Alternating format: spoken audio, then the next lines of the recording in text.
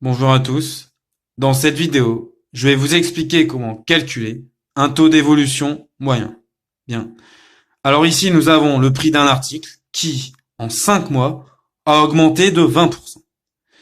Et ici, il va s'agir de calculer le taux d'évolution mensuel moyen du prix de cet article. Autrement dit, on cherche à savoir de combien de pourcents le prix de cet article a augmenté d'un mois à l'autre. Alors, intuitivement, on pourrait penser que la réponse est 4%, puisque 20 divisé par 5, c'est égal à 4. La réponse est un peu plus compliquée. Donc, on va voir pourquoi. Bien. Alors, pour commencer, je vais faire un petit rappel sur les coefficients multiplicateurs, puisque, en fait, pour résoudre cet exercice, nous allons un peu jouer avec les coefficients multiplicateurs. Alors, je vous rappelle que le coefficient multiplicateur associé à un taux d'évolution petit t vaut 1 plus t. Exemple, pour t égale à 20%, c'est-à-dire pour un taux d'évolution de 20%, c'est-à-dire une hausse de 20%, on a un coefficient multiplicateur associé qui vaut 1,20. D'accord? Pourquoi? Parce que si on remplace petit t par 20%, ça va faire du coup 1 plus 20%, sauf que 20%, ça fait 0,20, et du coup, 1 plus 0,20, ça fait 1,20. Voilà.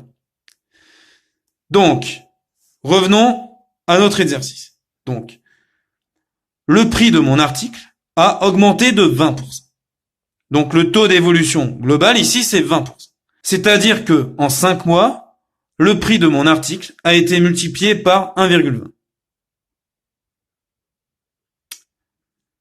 Bien. Donc, le prix de l'article, du coup, a été multiplié par 1,20. Mais ça, c'est en 5 mois. Et moi, ce qui m'intéresse ici, c'est de savoir ce qui se passe d'un mois à l'autre. D'accord? Moi, ce que je cherche ici, c'est le taux d'évolution mensuel moyen. C'est-à-dire le taux d'évolution moyen d'un mois à l'autre. Alors, pour commencer, ce taux d'évolution moyen, mensuel moyen, on va l'appeler TM. Si j'ai un taux d'évolution TM, ça signifie que, du coup, j'ai un coefficient multiplicateur associé qui vaut 1 plus TM. D'accord? Donc, si d'un mois à l'autre, j'ai un taux d'évolution qui est TM, c'est-à-dire que d'un mois à l'autre, j'ai un coefficient multiplicateur qui vaut 1 plus TM. Et c'est ce que je vais maintenant noter ici. Bien. Donc, d'un mois à l'autre, le prix de l'article a été multiplié par 1 plus TM. Alors, qu'est-ce qu'on peut remarquer? On peut remarquer que, en fait, multiplier 5 fois de suite par 1 plus TM, ça revient à multiplier par 1,20 au final. C'est exactement la même chose. Que je multiplie directement par 1,20 ou 5 fois de suite par 1 plus TM, c'est la même chose. Maintenant, à partir de cette observation-là, je vais pouvoir, en fait, établir une équation. Et quelle est cette équation? Cette équation est la suivante. Donc, multiplier 5 fois de suite par 1 plus TM, c'est-à-dire multiplier par 1 plus TM à la puissance 5, d'accord? C'est équivalent, c'est égal à multiplier par 1,20. Voilà mon équation. 1 plus TM à la puissance 5 est égal à 1,20. Et mon objectif ici, ça va être de la résoudre. Ça va être de chercher la valeur de T. Alors, du coup, moi, ce que je veux faire ici, qu'est-ce que je veux faire? En fait, je veux isoler Tm. Le problème, c'est que là, j'ai une puissance. Là, j'ai puissance 5 ici. Donc, il va falloir que je me débarrasse de la puissance ici. Alors, pour me débarrasser de la puissance ici, qu'est-ce que je vais faire? Je vais passer ceci à la puissance 1 cinquième. Puisque si j'élève cela à la puissance 1 cinquième, je vais du coup multiplier les exposants. Je vais du coup effectuer 5 multiplié par 1/5. Sauf que 5 multiplié par 1/5, ça vaut 1. Et 1 plus tm à la puissance 1, c'est la même chose que 1 plus tm, tout seul. Voilà. Donc je vais du coup élever le membre de gauche à la puissance 1/5.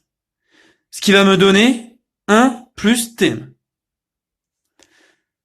Et pour conserver l'égalité, je vais appliquer le même traitement au membre de droite.